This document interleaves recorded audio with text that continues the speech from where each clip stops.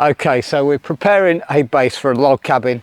This is 3 meters by 5 meters, so 16 foot by 10 foot. And we're going to find our levels first and make the area flat. I've dug it all over. It's very compacted, which is good. And I've used a line system and a water level, which is just simply one of these, and it finds a level. And then I've gone around after that point and I've just checked the levels with a good old long plank and a spirit level, just to see if I'm on the right track. It's stage 1, but this is important. Find your levels, get a good base, and then we'll move on to the next.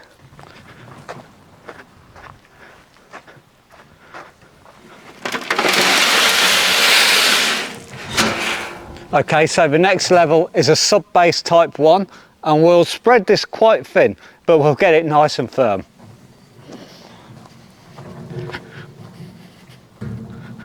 And just like that, the base is down. It's all been raked over, and I've again checked my levels just to make sure I'm square. It's not perfect by any means, but the levels around the sides are, and once the cabin's down, it will put pressure on. So the next thing to do is optional, but we'll put the weed-proof membrane down and then the plastic shed bases.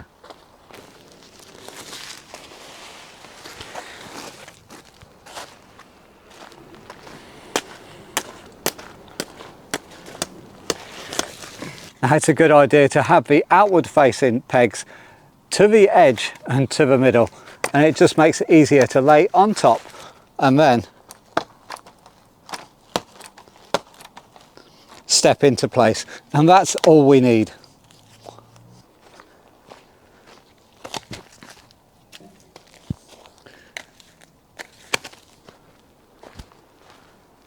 Okay, so the easiest way I've found to do this is to do them in rows.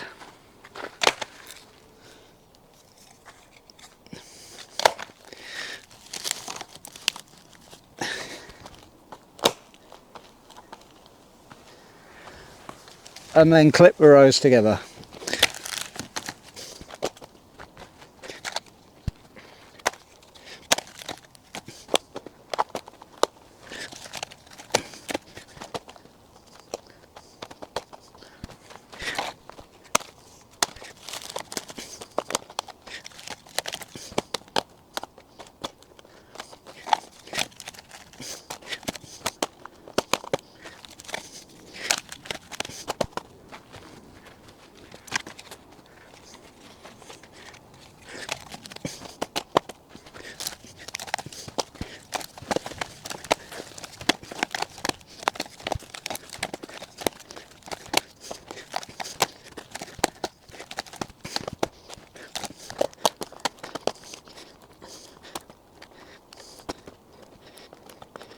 And guys, as easy as that, a shed base is born.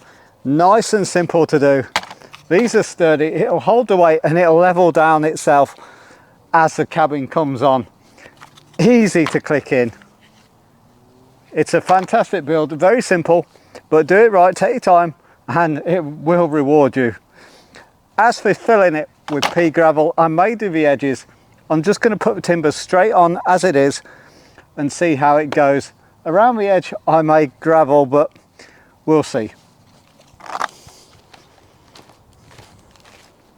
Okay, so your log cabin is about to arrive. You've got your base all sorted, but it's time to prep for the area. So what we've done, and I've got rain coming, I've put these temporary posts up and I've got a tarp just in case we need to cover it.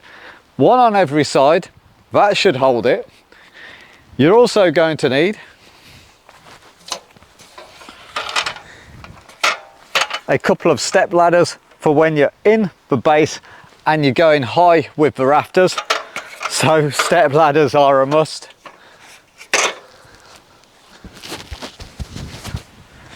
I also have a box here with a lid. It's a good gardening box, and it's just to put tools in case the weather turns. We've got our tools in a nice dry area. Moving on over here, I've put out some sleepers, and these are just to hold the timbers down, keep them off the wet floor. They're about 5 meters in length and they're solid. They'll take a lot of weight. We've also got a smaller one here for any of the smaller timbers, and to tie the top onto the top of these beams, we've got some splints or little stakes we can hammer into the ground and tie them off, put a screw through the top.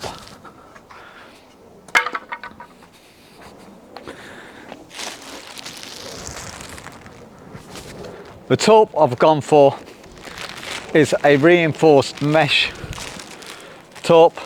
This one is 5x5. It has a string through it, so it's really tough, it's really solid. It's what I use on polytunnels.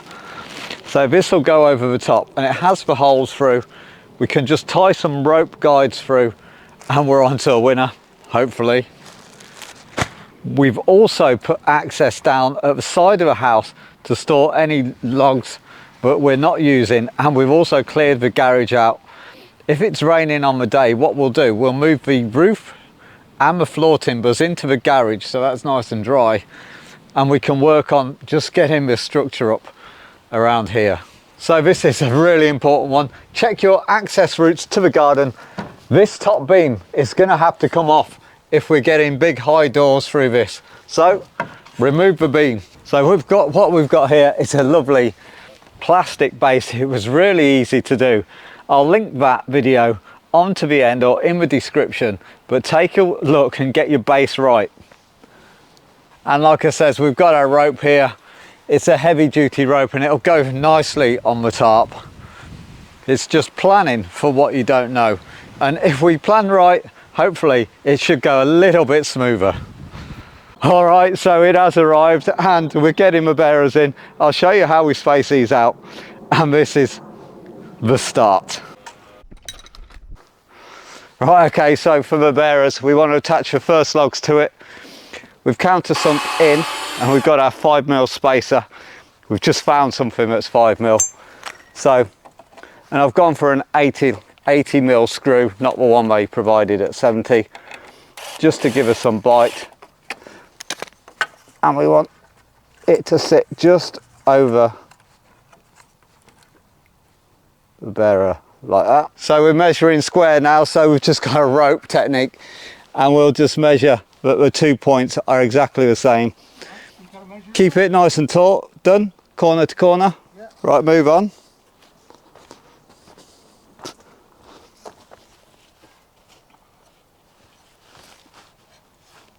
Yeah. I'm on. Right, now we'll take a actual tape measurement of the two sides.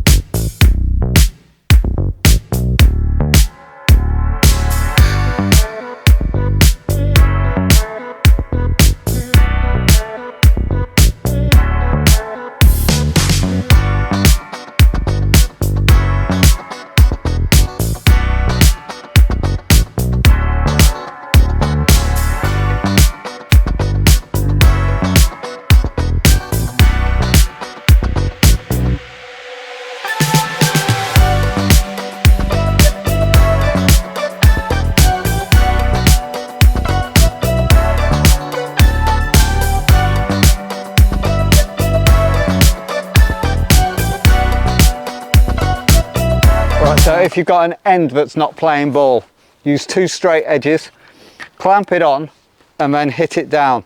It'll find its way down and it'll save you splitting the logs.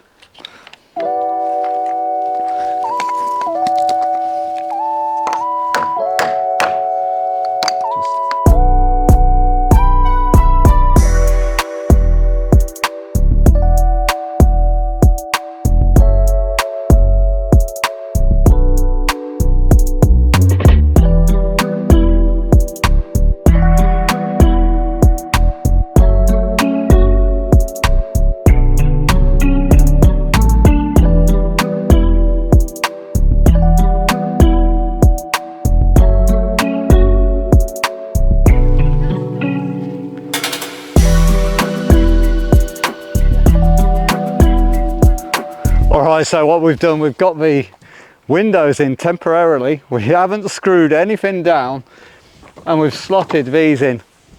It's nice because we can just now level up this frame to get it nice and plumb.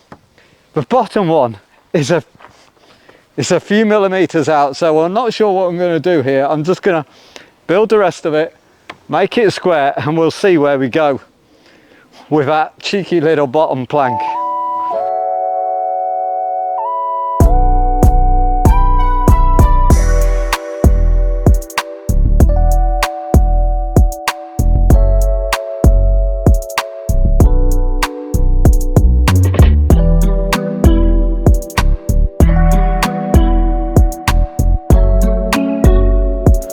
Okay, so rookie mistake number one. This finial on the end, they are beveled, so make sure you get them the right way around and don't do what we did, put them on and then find out the bevel is completely wrong. So whip them off, make sure the bevel is facing downwards and it'll follow the roof line.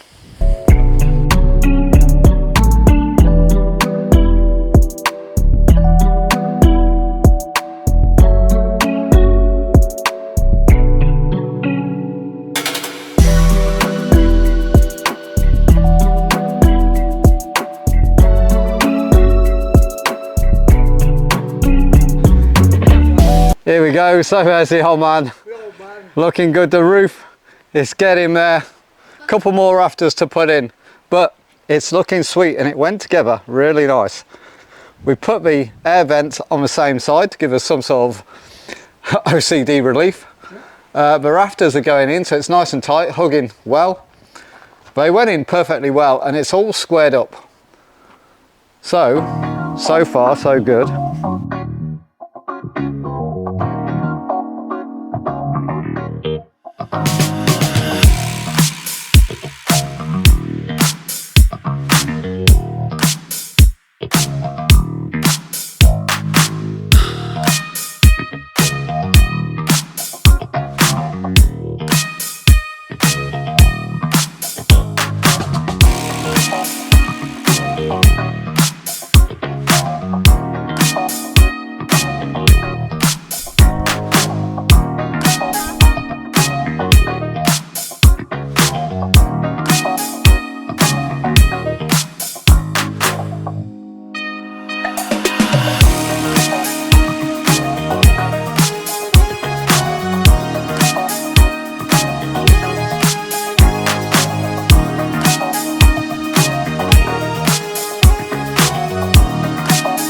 So day one is done. We've got the structure up, the roof is on with the temporary cover.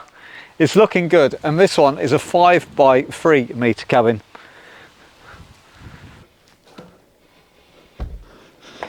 So we're onto the doors, and all it is lift them into position and hope they fit.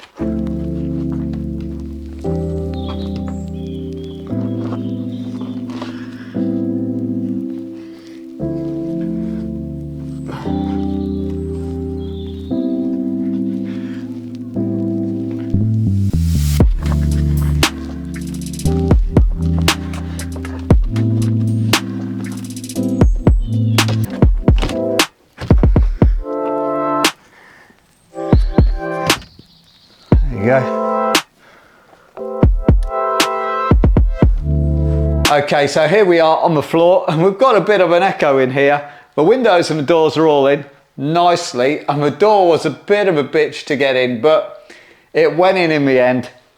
Like I said, we're down to the floor and we've got some planks. Our bearers are 40 centimeters on center and the two end ones are 30s. I've been using a packer to start with, get the space in. So what we do, we just line them up. Hey, you'll notice with wood, it's never square. And when you line one end up, the other end is always out. So you've got to keep going down, press it down and tap it in. And after a while, you start abandoning the spacers because you can pretty much do 2 mil by eye.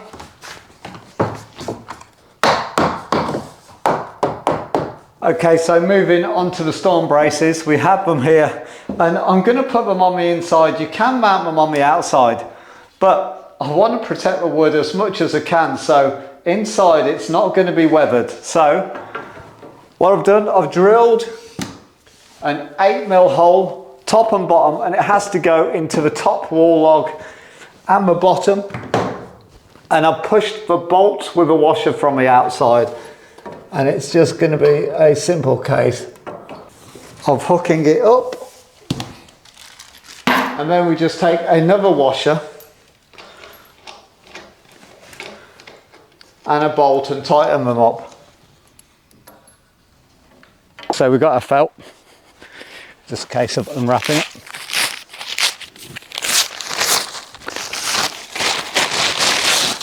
This is 10 meters by 1 meter.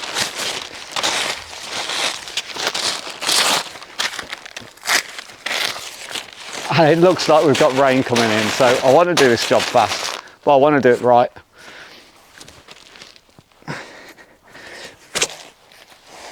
We lay it out, and I'll put 4 meters on a tape.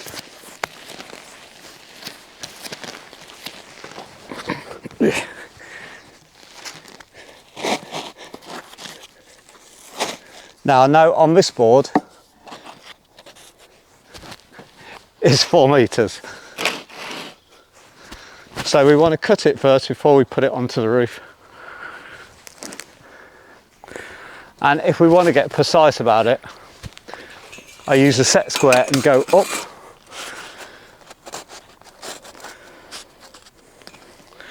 I just put a couple of marks.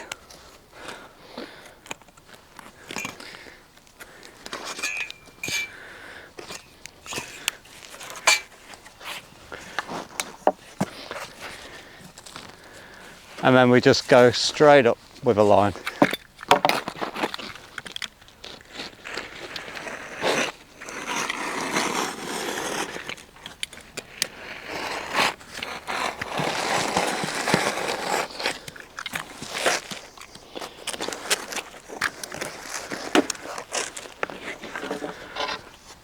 And then roll it back.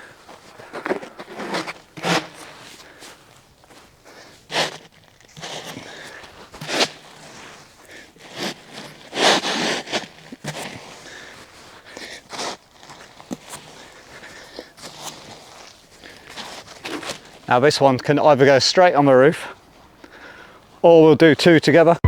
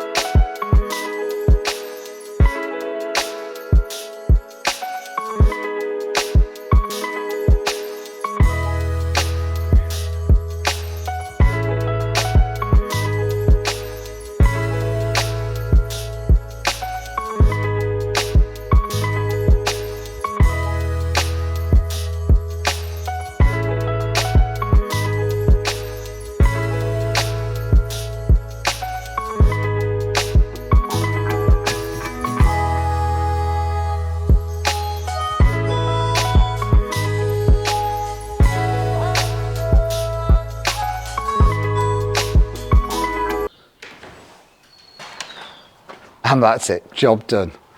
All finished, looks beautiful. And relax. But not yet, because you've spent all this time building your lovely log cabin, but it's completely unprotected.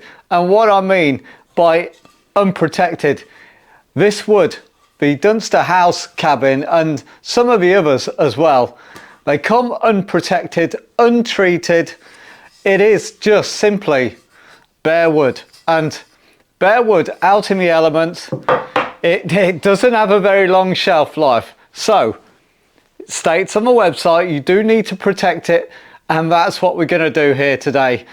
We're going to talk you through the 2-step process which I've done to protect this cabin, and it's really simple, really easy, not that expensive either, but it's so important.